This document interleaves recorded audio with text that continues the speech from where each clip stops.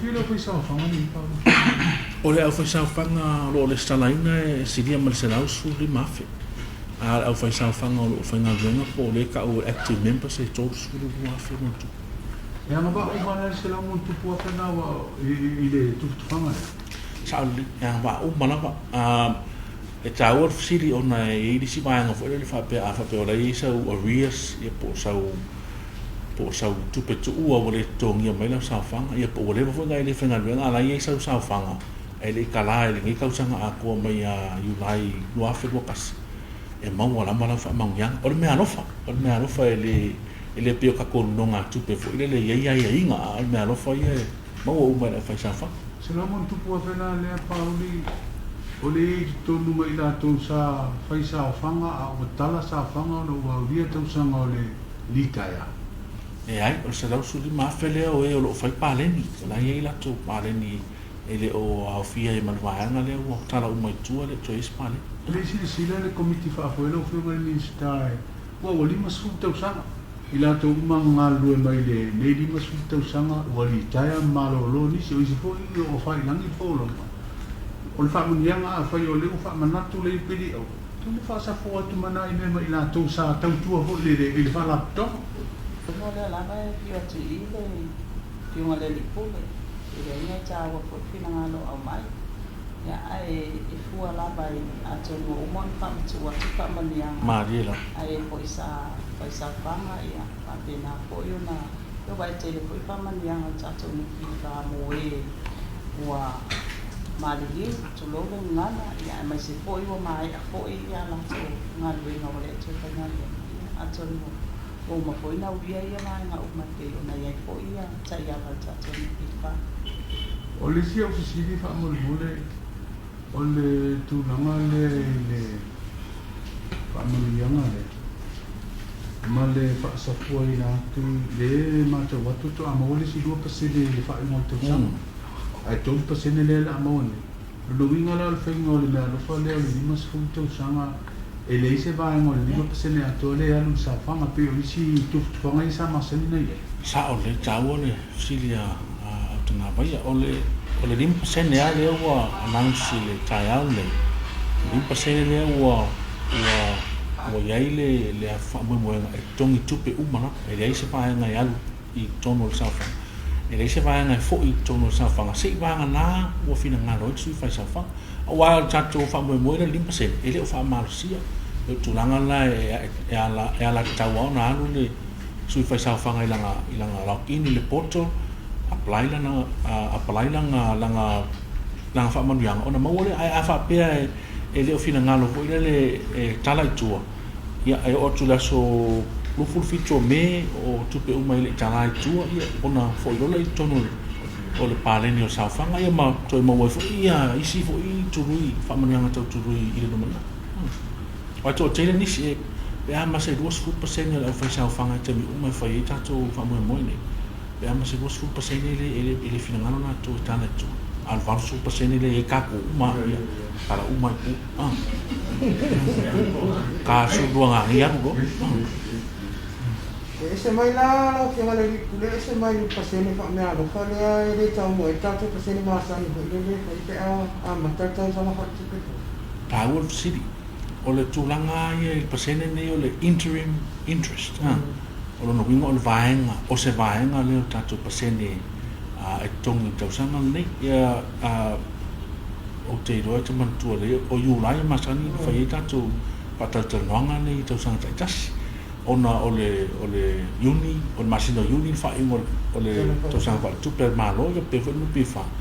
ia ona declare I rola ia interest tu sai bal tu la fono ia ai o iai fo ala le vaenga o tu la fono wha pe mai iai o iai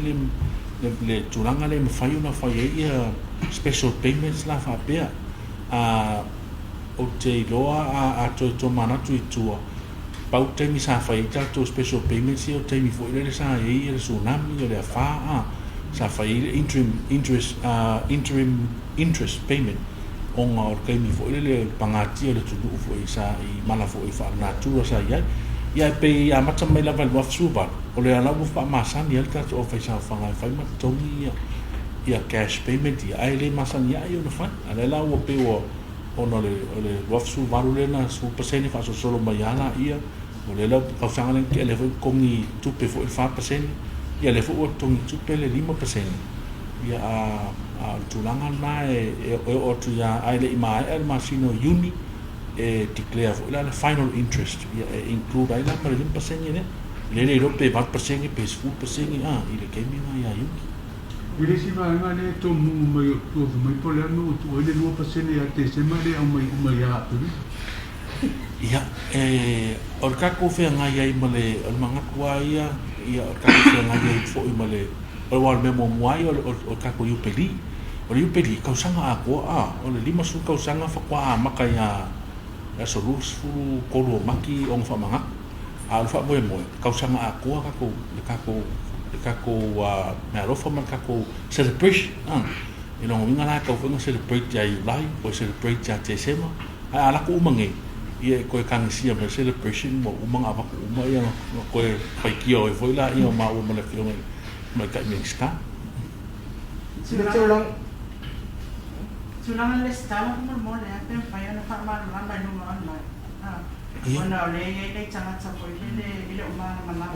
e fa si na male no vai no va tse le mo tino po fa sa sani le po Meaalofa le po se si tulang le cha no le fa pe fa ma mi le mo lo ia po la sa mo le no o ke le po si le o fa ko lu ma ko proclam me lu ngor ka ko Facebook fa ma malama wi ili ko ai o kulanga ka ur Sili o nga ili si ba nga po le o fa pe mai se pe mo fa ka ka o nga mi se lo ia pos forma al kulanga il ke mi ne sa ka ko level 3 ai fo le lem fa nga sa si Ofisa a wa fa ma nginga ka ko sui fa Saofaga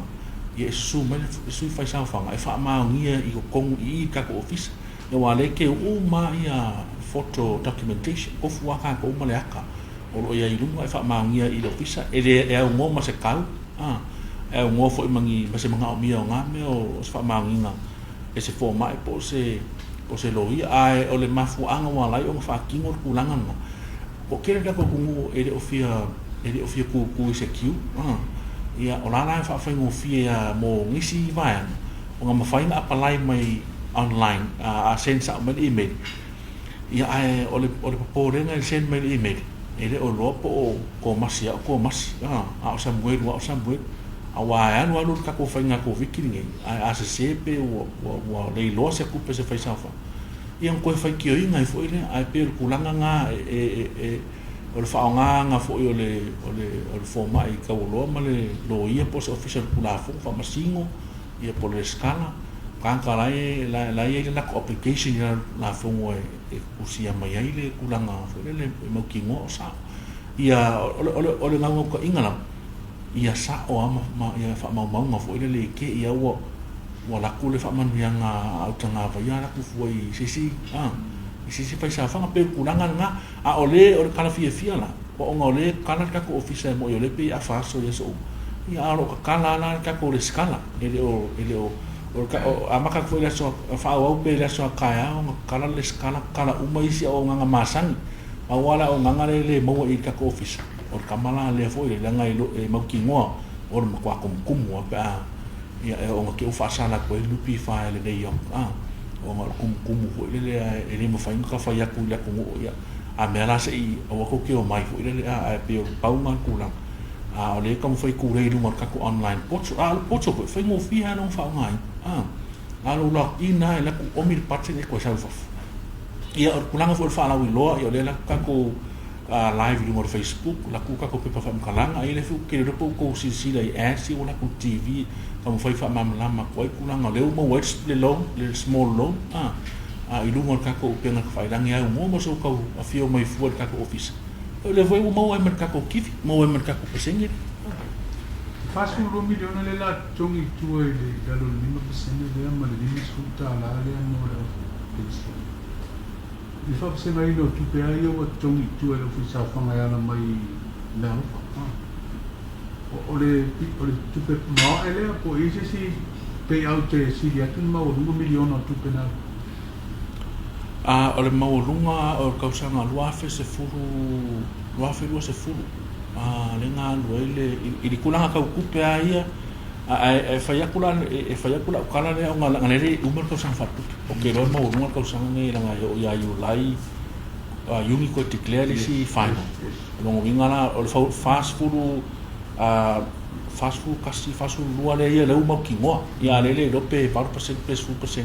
lo ngala e Sili akwala ko sang ni ai afu ai ko sang fo le pe lo furu le ko ngele o su fa ke si 5 million o kausanga nga lenga kongia yu lai ko kongia November ko kongia maki kausanga nga lenga kile ya so o mai la i mar kausanga lenga ki ai o musu kasi bigi